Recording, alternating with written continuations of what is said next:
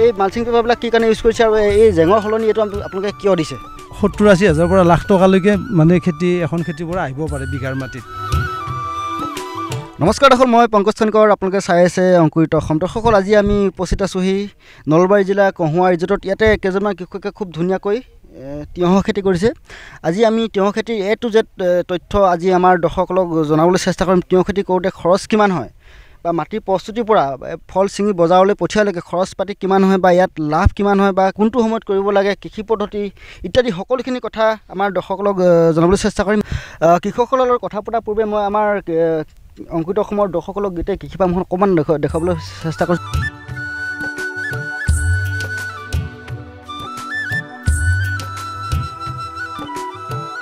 এইটো আমাৰ তিয়ঁহৰ খেতি আমি প্ৰায় 1 বছৰ ধৰি কৰি আছোঁ আমি জ্যোতি ফাৰ্মাৰ্ছ ক্লাবে। তাৰ আমি এতিয়া গম পাইছোঁ যে যদি আমি অলপ কৰি মানে কৰি থকা যায় ষ্টেপ বাই ষ্টেপ, আমি কিন্তু বেছিভাগ হাইব্ৰিড চিডৰ খেতি কৰি আছোঁ। গতিকে 45 দিনত প্ৰায় হাৰ্ভেষ্টিং আৰম্ভ হৈ যায়।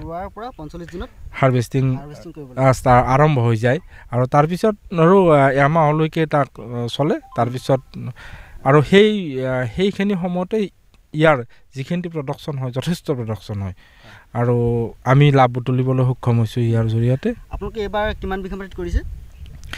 এইটো প্লটত আমাৰ 5 বিঘা আছে আৰু এইফালে আছে 7 বিঘা আৰু বেলেগ প্লট আছে, আপোনালোকে চাব পাৰিব।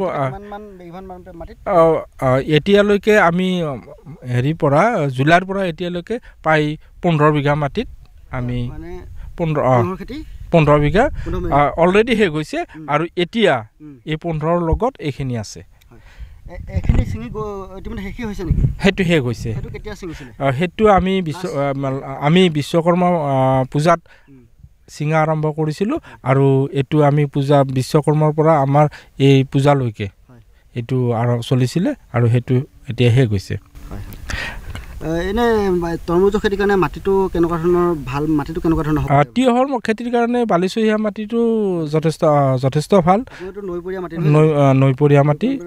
আমি দেখিবলৈ পাইছোঁ মানে আমাৰ আপোনালোকেতো মালচিং পেপাৰ লগাইছে ন, আমাৰ বহু কৃষকে মালচিং পেপাৰ নলগায় আৰু আমি দেখিবলৈ পাইছোঁ আপোনালোকে এই নেট লগাইছে। আমাৰ বহু কৃষকে এতিয়াও পৰম্পৰাগত পদ্ধতিৰে তেওঁলোকে জেং দিয়ে। এই মালচিং পেপাৰবিলাক কি কাৰণে ইউজ কৰিছে আৰু এই জেঙৰ সলনি এইটো আপোনালোকে কিয় দিছে? এতিয়া চাওক, জেংবিলাক তাৰমানে আপোনাৰ এইবিলাক কেৰি কৰা মানে এতিয়া কিছুমানে 1 কঠা 2 কঠা মাটিত কামটো কৰে, মানে 100 বাঁহৰ জেং কাটি কৰিব পাৰে। কিন্তু আমি যেতিয়া 10-15 বিঘা 25 বিঘা মাটিত খেতি কৰিম, আপুনি জেং কাটিবৰ কাৰণে আমাৰ সময় নাই আৰু সুবিধাও নাই। গতিকে এইবিলাক মানে নেটবিলাক ইয়াৰ কাৰণে বহুত উপযোগী আৰু বহুত কম খৰচত হয়।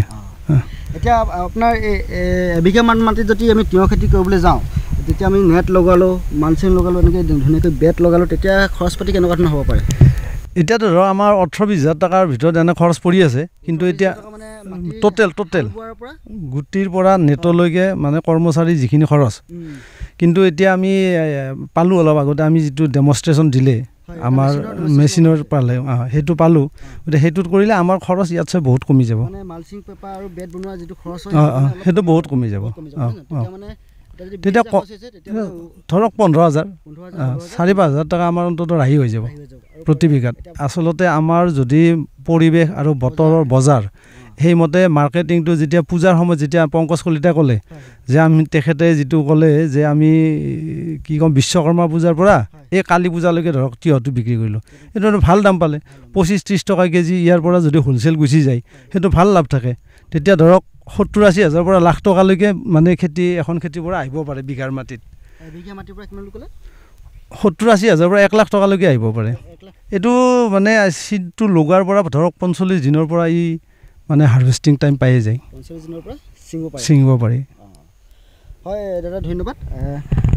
আমাৰ ওচৰতে এজন কৃষি বিশেষজ্ঞ আমাৰ হাতত উপস্থিত আছে। আমি তিয়ঁহ খেতিত বিভিন্ন ধৰণৰ বেমাৰ আজাৰ হয় বা কেনেকৈ ট্ৰিটমেণ্ট কৰিব লাগে, বা ইয়াৰ কোনবিলাক জাত ভাল, কোনবিলাক জাতৰ খেতি কৰিলে আমাৰ কৃষকসকল লাভান্বিত হ'ব ইত্যাদি ধৰণৰ কিছু কথা পাতিম। তিয়ঁহ খেতি হওক বা যিকোনো খেতিৰ ক্ষেত্ৰত ঠাই ভেদে বেলেগ বেলেগ বেমাৰ আজাৰ বা পোক পৰুৱাৰ উপদ্ৰৱ হয় তো আমি নলবাৰীৰ কণ্টেক্সত কৈছোঁ নলবাৰীৰ ক্ষেত্ৰত আমি ইয়াত কৃষি বিজ্ঞান কেন্দ্ৰই হওক বা আমাৰ জিলা কৃষি বিভাগেই হওক আৰু এতিয়া আমাৰ নতুনকৈ যিখন হৰ্টিকালচাৰ কলেজ হৈছে সেই কলেজখনৰ মুৰব্বী ডক্টৰ মৃদুল ডেকা তেখেতৰ নেতৃত্বত আমাৰ ডক্টৰ সঞ্জীৱ শৰ্মা মই নিজে আমাৰ কৃষি বিজ্ঞান কেন্দ্ৰৰ পৰা আহোঁ লগতে ডিপাৰ্টমেণ্টৰ বিষয়াসকল আমি আটাই মিলি যৌথভাৱে ইয়াত মানে ফাৰ্ম পৰিদৰ্শন কৰোঁ তাত যদি কিবা বেমাৰ আজাৰ ইত্যাদি দেখোঁ তো সেই সময়ত আমি বৈজ্ঞানসন্মতভাৱে কেনেকৈনো মানে কণ্ট্ৰল কৰিব পাৰি আচলতে কি হয় আমাৰ বহুত কৃষকৰ ক্ষেত্ৰত কি হয় মানে যধে মধে ঔষধ আদি প্ৰয়োগ কৰে তাৰ ফলত মানে খৰচটোও বাঢ়ি যায় বা আমাৰ মানুহৰ কাৰণেও বহুত ক্ষতিকাৰক হয় গতিকে আমি সুসংহত পদ্ধতিত কেনেকৈনো পোক বা বেমাৰ নিয়ন্ত্ৰণ কৰিব পাৰি সেই গোটেইখিনি আমি তেখেতসকলক মানে